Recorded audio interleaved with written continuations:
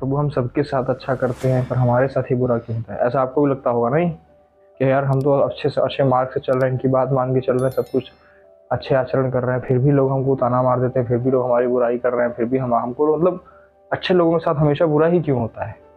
ऐसा आपके मन में भी ख्याल आता होगा। इसके पीछे बहुत बड़ा कारण है।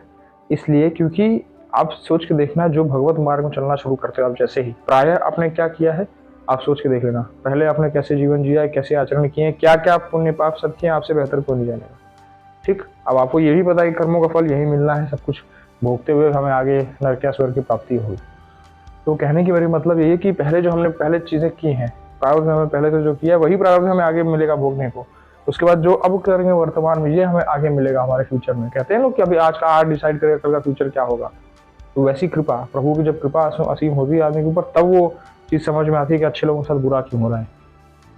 बड़े से बड़े संत हुए देखोगे आप, उनकी किसी का हार्ट फेलियर है तो किसी को कैंसर है गले में, तो किसी की किडनी फेल है, तो किसी का पैर खराब है, किसी, लेकिन अंदर से देखोगे तो एकदम भगवत में एकदम भगवता, उनको शरीर से कोई सुधि ही नहीं है शरीर की। तो अब कहोगे अब वो तो संत है, भगवान का नाम जप कर रहे हैं, पूजा पाठ कर रहे हैं, उनके साथ ऐसा बुरा क्यों हो रहा है? वो तो अच्छे हैं फिर भी। ऐसे ठीक, ऐसे आप अच्छे हैं तो आपके साथ बुरा क्यों होता है? क्योंकि शरण में एक बार जो चला गया, अच्छा काम अच्छे सदाचरण में शुरू कर दिया, तो उसकी जो पीछे का प्रारब्ध है अब वो कटने लगेगा आके।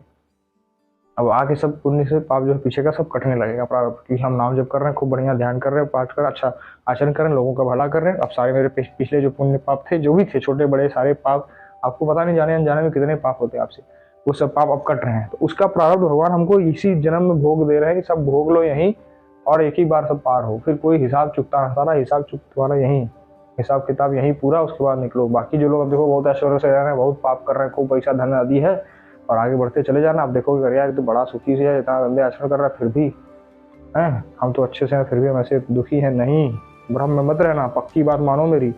आपका जीवन आगे आने वाला समय भगवत मार्ग में आप हो, पक्का पक्की भगवती आपकी तय है, आपका समझ लो तय है भगवत प्राप्ति। पर उसका नहीं, उसकी दुर्गति तय है, क्योंकि वो अभी भाई जो पहले का पुण्य इतना जुटाया है, उसी के बल से इतना वो कर रहा है चीजें। अब पाप बढ़ाते चला जा रहा है, पाप का जिस दिन ये पूरा होगा उस दिन देखना दुर्गति हो जाएगा, मुंह के बल गिरे कोई बचा नहीं पाएगा, जो दुर्गति होगी अलग।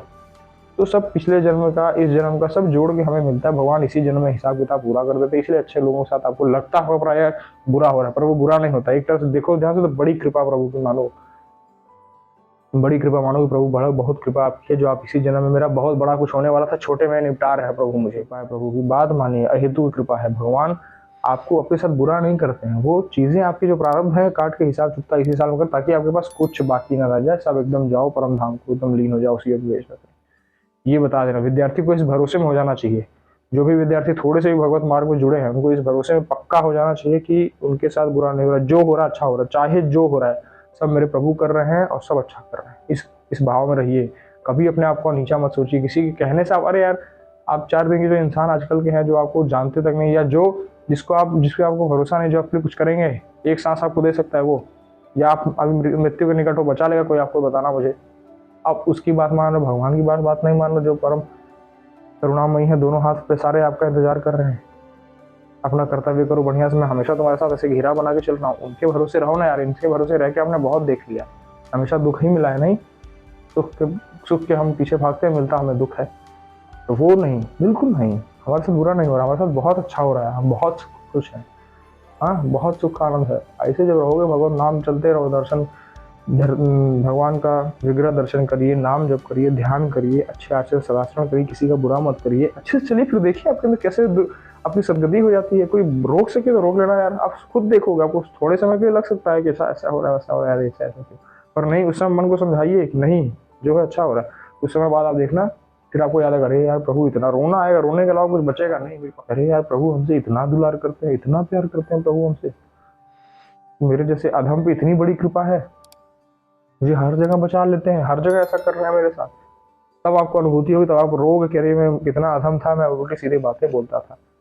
पक्की बात मेरी मानना ही भाई। तो जो भी इस मार्ग में है, एकदम निष्ठा के साथ निष्ठा ना टूटने पाए किसी के कहने से, चलते रहो, पक्की भगवत प्राप्ति है, एक दिन आज नहीं कल, पक्की है, पक्की, चलते रहो, मेरी बात मानो।